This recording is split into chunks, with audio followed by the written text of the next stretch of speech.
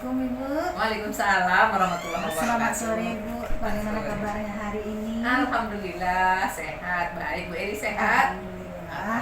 Udah selesai mengajarnya tadi? Alhamdulillah sudah Bu. Alhamdulillah. Begini Bu, terkait dengan tugas CGP mengenai agenda kami tentang dilema etika yang terjadi di sekolah Ibu. Bagaimana Ibu? Apa bisa kita lanjutkan wawancaranya? Oke, silahkan Bu Eri. Gini Bu, yang pertama yang ingin Eri tanyakan sama Ibu, selama ini bagaimana Ibu dapat mengidentifikasi kasus-kasus yang merupakan dilema etika atau bujukan moral di sekolah? Bagaimana mengidentifikasi? Iya, mengidentifikasi. Langkah yang kita lakukan pertama itu adalah melalui pengamatan. Iya. Kemudian kita catat, kemudian kita identifikasi, kita lihat, kita kelompokkan. Iya. Nah, kita kelompokkan mana yang termasuk kelompok A, kelompok B, dan mana yang perlu penyelesaiannya secara jelas itu. Jadi tidak kita campur adukan, kita pisah dulu. Berarti yang pertama itu diapakan dulu ya Bu? Diamati dulu. Diamati, kemudian diidentifikasi. diidentifikasi, baru nanti kita mana yang kita iya. pilah-pilah ya Bu Iya. ya. Baik Bu. Yang kedua, selama ini bagaimana Ibu menjalankan pengambilan keputusan di sekolah Ibu, terutama untuk kasus-kasus di mana ada dua kepentingan yang sama, benar atau sama-sama mengandung nilai kebajikan? Itu agak sulit ya, Iya. agak sulit sebenarnya, tapi kita harus melakukan mengambil satu langkah sehingga kedua-duanya tidak ada yang dirugikan sama sekali, dua-duanya berjalan dengan baik sesuai dengan harapan kita. Jadi dalam hal ini tentu kita lihat mana yang paling urgen dulu, mana yang paling urgen, dan dari segi waktukah, dari segi hasilnya kah, atau dari segi kepentingan masing-masing persoalan yang kita hadapi itu. Berarti di sini yang dipentingkan yang urgennya dulu ya Bu ya. Iya. Nah, selanjutnya langkah-langkah atau prosedur seperti apa yang bisa Ibu lakukan selama ini? Langkah-langkahnya yang pertama, setelah kita melakukan pencatatan, kita identifikasi, kemudian itu biasanya kita diskusikan bersama kawan-kawan dulu, terutama di tingkat pimpinan dulu, kemudian baru nanti dengan guru-guru kalau itu terkait dengan guru, kemudian kita diskusikan dengan siswa kalau itu terkait dengan siswa, begitu pun dengan orang tua siswa misalnya. Berarti mengambil langkah untuk didiskusikan Iya, dulu ya Bu. iya.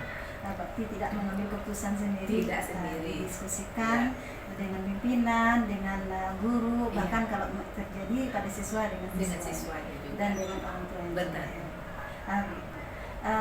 Yang keempat, hal-hal apa saja yang selama ini Ibu anggap efektif dalam pengambilan keputusan pada kasus-kasus dilema etika? Yang paling efektif itu adalah kerjasama. Iya, kerjasama, baik itu dengan guru, dengan siswa, maupun dengan orang tua. Berarti kerjasama ya Bu, Iya. kolaborasi Iya. antara guru maupun dengan orang tua. Benar. Selanjutnya, hal-hal apa saja yang selama ini merupakan tantangan dalam mengambil keputusan pada kasus-kasus dilema etika di sekolah? Tantangan yang kita hadapi kita di sekolah swasta ini, kita ada dua kebijakan. Yang pertama kita dengan dinas pendidikan, kedua Iya. kita dengan yayasan. Iya. Terkadang keinginan dari dinas pendidikan terkadang sedikit bertentangan dengan keinginan yayasan. Itu kadang menjadi suatu dilema bagi kita. Jadi pengambilan kebijakan itu kadang-kadang itu sedikit menyulitkan. Ya, berarti antara yang dari dinas dan yayasan kadang berbeda Iya, ya Bu, iya. ya. Itu yang membuat dilema Iya. untuk pengambilan keputusan. Baik, selanjutnya, apakah Ibu memiliki sebuah tata cara atau jadwal tertentu dalam sebuah penyelesaian kasus dilema etika? Apakah Ibu langsung menyelesaikan di tempat atau memiliki jadwal untuk menyelesaikannya, bentuk atau prosedur seperti apa yang Ibu lakukan? Kedua-duanya iya jawabannya. Iya. Artinya bisa diselesaikan di tempat, bisa juga kita selesaikan dengan kita rentang waktu tertentu. Kapan kita selesaikan itu di tempat? Kalau memang itu sangat urgen misalnya. Kalau dia masih bisa kita tunda, itu kita tunda dulu. Kalau misalnya anak jatuh itu kan itu perlu urgen tindakan ya? tepat, harus Iya, segera betul. kita bawa ke rumah sakit misalnya, atau Iya. guru kita sakit, kan tidak mungkin kita suruh gurunya harus datang ke sekolah. Nah, jadi kita harus ambil tindakan siapa pengganti. Iya, berarti yang urgen dulu ya Bu. Iya. Baru nanti kalau ada masalah yang ada jangka pendek, jangka Jangka panjang, pendek. baru kita Iya. selesaikan ya Bu Iya. ya. Nah selanjutnya, adakah seseorang atau faktor-faktor yang selama ini mempermudah atau membantu Ibu dalam pengambilan keputusan dalam kasus-kasus di lima ITK selama ini? Iya ada, terutama guru-guru hebat di sekolah kita guru ini. ya, Bu Iya. ya. Iya, guru-guru hebat kita ya, Iya, Bu ya. guru-guru Alhamdulillah, guru-guru hebat, kepala sekolah hebat, Iya, semuanya hebat ya, Bu semuanya ya. semuanya hebat. Semuanya hebat. Dan Bu, yang terakhir, Oke. dari semua hal yang telah disampaikan, pembelajaran apa yang Ibu petik dari pengalaman Ibu mengambil keputusan tentang dilema etika ini? Yang pertama tidak buru-buru. Yang kedua kebersamaan atau kolaborasi. Berarti yang pertama itu tidak berburu ya Bu, yang kedua itu kolaborasi Iya. antara seluruh anggota di sekolah Di ya. sekolah. Baik Bu, mungkin hanya sampai di sini pertanyaannya. Terima kasih Bu atas Sama-sama. waktunya yang diberikan kepada Iri untuk mewawancarai Ibu tentang dilema etika. Oke, sukses Iya. selalu Bu Eri. Terima kasih Semoga banyak, menjadi Ibu. guru-guru hebat dan menjadi Amin. pimpinan yang hebat suatu saat nanti. Amin. Terima kasih Bu. Oke, Bu Eri. Assalamualaikum Waalaikumsalam warahmatullahi wabarakatuh.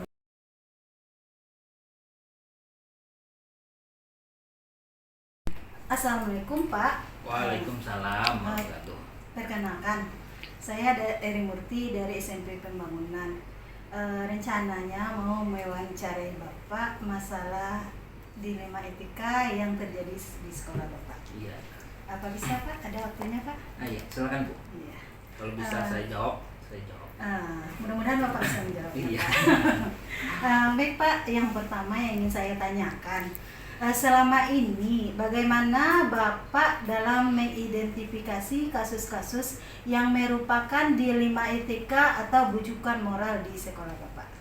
Ya, dalam menyelesaikan kasus-kasus gitu ya, yang pertama tentu saya mengamati dulu suatu permasalahan yang terjadi. Kemudian mengumpulkan informasi yang faktual dan menentukan suatu keputusan mengacu berdasarkan aturan-aturan yang ada.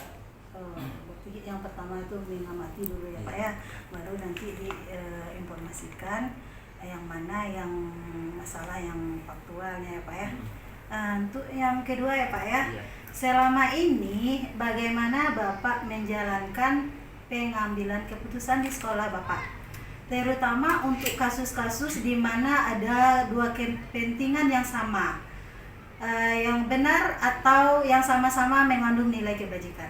Ya. Dalam pengambilan keputusan gitu ya, yang harus selalu dikembalikan semuanya pada aturan. Setiap pengambilan keputusan saya selalu menjalin hubungan dengan rekan sejawat, karena kita ini suatu instansi, tentu segala sesuatunya tentu harus ada diskusi gitu ya. Kemudian memastikan bahwa keputusan tersebut benar-benar dipahami, karena selalu ada alasan dibalik suatu kejadian. Baik Pak. Berarti harus diapakan sama rekan sejawat dulu Pak ya. Kemudian baru nanti diambil keputusan. Yang ketiga Pak, langkah-langkah atau prosedur seperti apa yang biasa Bapak lakukan selama ini? Tentunya yang pertama saya akan mencari informasi terlebih dahulu gitu ya. Kemudian datang ke lapangan untuk turun langsung untuk mewawancarai dari berbagai pihak. Lalu setelah itu saya menganalisis untuk diambil keputusan yang terbaik. Berarti mencari informasi dulu ya Pak ya. Iya. Baru seterusnya dapat mengambil langkah yang terbaik. Selanjutnya, hal-hal apa saja selama ini yang Bapak anggap efektif dalam pengambilan keputusan pada kasus-kasus dilema etika? Ya, kalau saya merasa suatu pengambilan keputusan itu efektif apabila dilakukan dengan spontanitas gitu ya, tergantung sih objek permasalahan di lapangan itu seperti apa. Kemudian saya mengobrol dengan tim atau mendiskusikan dengan tim gitu kan, apakah itu wakil kepala sekolah termasuk guru gitu kan. Dan termasuk siswa-siswa kita, karena kan siswa kita udah SMA udah besar gitu kan. Iya. Jadi Jadi bisa diambil suatu ide mereka atau bisa dibawa diskusi. Ya didengar pendapatnya supaya ada keputusan bersama. Baik. Berarti diambil secara spontanitas ya Pak ya. Iya. Selanjutnya hal-hal apa saja yang selama ini merupakan tantangan dalam pengambilan keputusan pada kasus-kasus D5 etika di sekolah Bapak? Ya tantangan yang dihadapi dalam pengambilan keputusan gitu ya apabila kurang bisa diterima gitu ya. Tentu saja kita harus bisa meyakinkan orang-orang yang terlibat dengan keputusan kita gitu. Oh iya, tentu harus kita meyakinkan ya Pak ya, Iya, meyakinkan. karena keputusan ini belum bisa diterima sepenuhnya, maka harus kita yakinkan Iya. terlebih dahulu ya Pak ya. Baik Pak, selanjutnya apakah Bapak memiliki sebuah tata kala atau jadwal tertentu dalam sebuah penyelesaian kasus dilema etika? Apakah Bapak langsung menyelesaikan di tempat atau memiliki sebuah jadwal untuk menyelesaikannya? Bentuk atau prosedur seperti apa yang biasa Bapak lakukan? Ya untuk jadwal menyelesaikan masalah tersebut tentu tidak ada jadwal tertentu gitu ya. tidak ada ya, Pak, Pokoknya ya? harus bisa diselesaikan dengan baik dan sebisa mungkin selesai tidak terlalu lama gitu ya, tidak terlalu berlarut-larut gitu ya. Sebab masalah itu kan harus bisa diselesaikan dengan segera gitu. Selanjutnya, adakah seseorang atau faktor-faktor yang selama ini mempermudah atau membantu Bapak dalam pengambilan keputusan dalam kasus-kasus D5 ITK? Ya, faktor-faktor yang memudahkan adalah berasal dari adanya dukungan jajaran wakil kepala sekolah, kemudian termasuk dewan guru, gitu ya, termasuk siswa kita sendiri. Gitu. Kadang kan bisa dibawa diskusi mereka untuk meminta ide-ide mereka atau yang masukan-masukan mereka mengenai masalah yang terjadi. Berarti berkolaborasi ya Pak ya, Berkolaborasi. antara dengan guru, siswa dan juga dengan unsur pimpinan. Ya. Dan yang terakhir ini Pak, Ya. dari semua hal yang telah disampaikan, pembelajaran apa yang dapat Bapak petik dari pengalaman Bapak mengambil keputusan tentang dilema etika? Ya, pengalaman tentunya adalah guru yang terbaik gitu ya. Tentu kita belajar dari berbagai kejadian untuk setiap kasus yang kita pecahkan atau kita atasi. Iya, betul. Ya, memang pengalaman itu yang mengajarkan kita ya Pak ya. Iya. Baik Pak, mungkin hanya ini pertanyaan saya dari saya. Semoga nanti bermanfaat bagi saya dan juga bisa menambah pengetahuan saya Pak. Terima kasih banyak Pak. Iya, Assalamualaikum sama-sama. warahmatullahi wabarakatuh. Waalaikumsalam warahmatullahi